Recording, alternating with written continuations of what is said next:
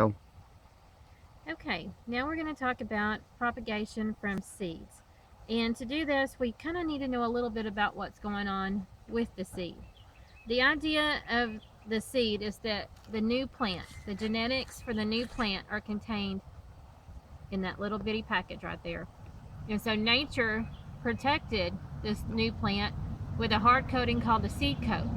And in some cases, like a peach seed, there's this hole that when you open it up, this, there is the seed. And this seed also still has a seed coat. So these guys are not easy to get into at all. And this is because if the seed coats were not tough, then the seed would germinate way too fast. The seed coat is designed to keep moisture out so that the seed won't sprout or germinate until it's time. So if you think about the natural order of things, the flower blooms, makes the seed then either drops to the ground, or say if it's in a piece of fruit, or if it's a seed that birds like to eat, like sunflower seeds, the birds or the other wildlife are going to eat those seeds, and then these seeds are going to pass through that wildlife, whether it's a bird or a deer or whatever. It's going to pass through the animal's digestive system, and then as it passes through the system, the acids in the digestive tract are going to start to break that seed coat down, and then it's going to be passed through, be out on the ground now, and it's going to be exposed to the elements, rocks, rough dirt, people stepping on it, or the wind blowing it around, different things like that. And so it's going to scratch that seed coat. And now, after all of that, water is going to be able to permeate the seed coat. And once this soaks into the seed, that is one of the major indicators to that seed that it's time to germinate. It's that and its soil temperature, the two key items that make it think it's time to germinate. So, there's a couple of things that you can do to your seeds to get them to germinate. And then when they do germinate, here's what's going to happen. These were beans, just like this, only they were put on a wet paper towel and put into the baggie. And you can see that this one is just starting to open up. This one's opened up a little bit more. These are the roots. They're coming from this section right here. And then these, the seed coat, there it is, okay?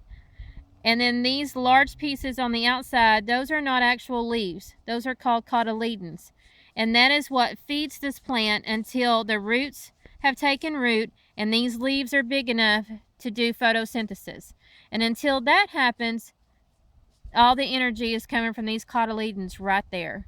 So beans are great to look at because they're so large, it's easy to see. And so we'll be able to put those in the ground and they'll take off and make new plants and then make new pinto beans. So, in order to get that seed coat scratched, if it's a seed that has a really hard seed coat, you're going to need to, it's called scarification.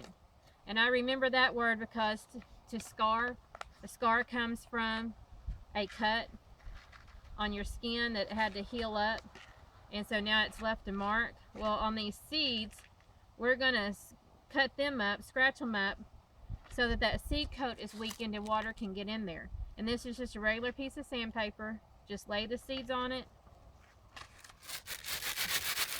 and just roll it back and forth. And that was that easy. Now these guys are ready to plant. You're just going to put them into your seed cup. Lightly cover them. And then we'll water those in real good and they will germinate. So that's scarification. The other process that's needed at times, depending on what kind of seed you have, is called stratification. And that's where you mimic basically winter. How winter makes it cold, maybe even a little more damp because there's snow on the ground depending on where you are. Here in Texas where I live, we don't have snow on the ground, but we generally do have wetter soil through the winter because we tend to get more rain. So, to stratify, you're going to want to have a mixture of peat moss, vermiculite, and sand. Pretty much it's the same potting mixture that you would do for planting the seeds in cups and getting those to germinate. And you're going to have this damp and wet. And then you're going to take your seeds, let's do peach seeds, and you're going to get them covered up in there. They're going to be covered up in the damp sand mixture. You're going to wet it down real good, and then you're going to put it in a baggie. You can use a Ziploc kind, or you can use the kind that don't zip, but they're much larger. I like these because they're real flexible and easy to use, and you just use a little rubber band. And then there's a little mini greenhouse going on. So this is going to go in, Ziploc it up, and then that's going to go in your refrigerator. And it's going to need to be in your refrigerator for approximately 12 weeks. So that's what's going to make it think winter has come and now winter has gone. And so then when you see sprouts, that's when you're going to take it out of the bag, and that's when you're going to let them grow. And then when they're about 3 to 4 inches tall, you're going to put them into a new pot for them individually, for them to grow out until they're big enough to go out into the garden.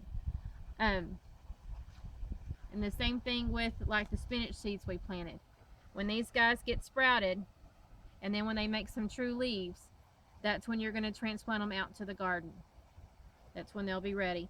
And you're going to you want to keep your seeds humid as well. And if you just have a single cup, you can put it in a baggie like this, and once they sprout, you're going to undo the bag, because once they sprout, too much moisture can cause different diseases, damping off, molds, mildews, not a good thing. So after that, you need good airflow. So you're going to get rid of the bag once the seeds sprout, and then you're going to keep them moist. You can use a seed tray. It's a tray. It has, usually they come with a dome lid. Those are awesome, because as soon as the seeds sprout, you just take the lid off. It's that simple. So there are those ways. And then there's one more way to scarify, which I forgot to mention, and that is with water. It's where you take your seeds and you put them in a jar, and you cover them with very hot water, and you let them sit there until the water cools. And depending on the seed, you're going to let it sit for 3 hours or maybe overnight. And then once it's set in the hot water for that long until it's cooled, then it's going to make the seed coat will have gotten soft, and it will start to soak that water up, and then they're ready to be put into either the seed cup or the seed tray, or even the seed ground, depending on what time of the year it is. If it's spring and it's time for the stuff to go out, as soon as those seeds have soaked up all the water, they can be moved out. So there you have it.